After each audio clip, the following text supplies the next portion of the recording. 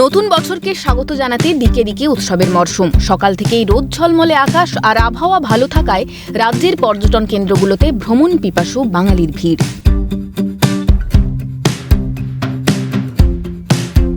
বাঁকুড়া শহর থেকে মাত্র 22 কিমি দূরে শুশুনিয়া 1450 ফুট উচ্চতার এক পাহাড় শুধুমাত্র তার প্রাকৃতিক সৌন্দর্য আর রূপেই মুগ্ধ করে সকলকে।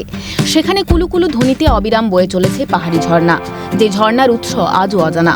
এসবের টানেই দূর দূরান্ত থেকে পরিযায়ী পর্যটকদের ভিড়ে সরগরম শুশুনিয়া। তো প্রচুর আনন্দ লাগছে, এত সুন্দর জায়গা, এত সুন্দর প্লেস, এত সুন্দর পাহাড়ে ওঠার মতন প্রচুর আনন্দ হচ্ছে। আমার তো প্রচুর ভালো লাগছে, এত সুন্দর প্লেস তো সত্যি বলার নেই কিছু।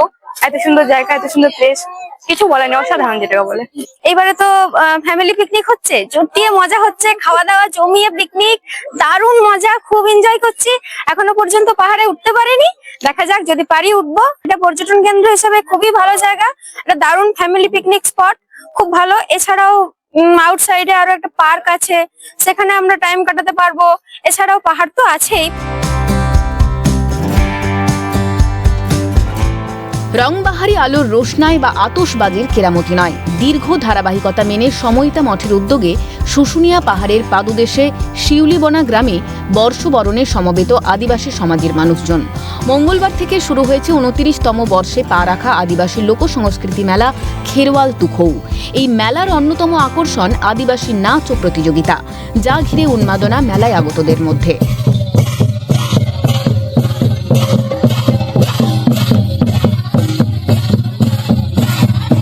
আনন্দ আমাদের জীবন, আনন্দকে নিয়ে আমরা বাঁচতে চাই এবং এই আনন্দের জন্যই আমাদের এই জীবন।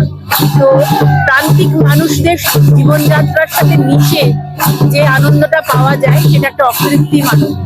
তাই জন্যই আমাদের সময়িতা মঠের সকল অনুরাগী, অনুসারী, পরিচিতি, শুভানুধ্যায়ী সকলের কাছে আমরা এই মেসেজটাই দিই যে এই মানুষদের সঙ্গে আমরা জীবন কাটাই, এই মানুষদের পাশে থাকি, তাহলে আমরাও জীবনের আনন্দটাকে খুঁজে পাবো। আমার এখানে খুব ভালো লাগছে, কিন্তু আমি এরকম কোনো নৃত্য দেখিনি। এই নৃত্যটা প্রথম সেরা বটে, তার জন্য আমি এই নৃত্যটা দেখছি। কিন্তু আমি গ্রাম থেকে পড়াশোনা করে বড় হয়েছি।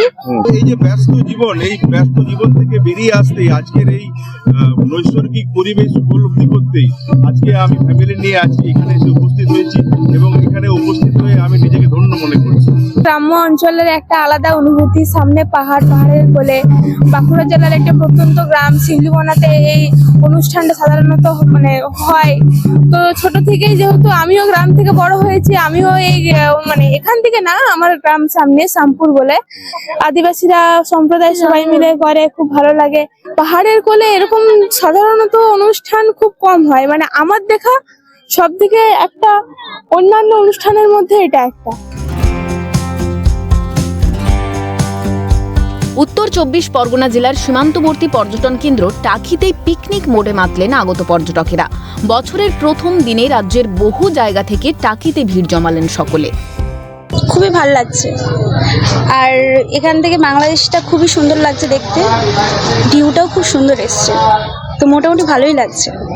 কেমন লাগছে? ভালোই লাগছে। কি পরিকল্পনা আছে? সাইট সিন গুলো ঘোরার পরিকল্পনা আছে, দেখি কতদূর কি হয়। আর একেবারে ইচ্ছামতি নদী, তার ওপাশেই তো বাংলাদেশ। হ্যাঁ, ভালোই লাগছে দেখতে। নতুন বছরের প্রথম দিন বাঁকুড়ার শুশুনিয়া থেকে উত্তর 24 পরগনার টাকি আনন্দ উদযাপনে মাতলেন 8 থেকে 80। স্বরূপ রায় ও শামীম মোল্লার রিপোর্ট, ক্যালকাটা নিউজ।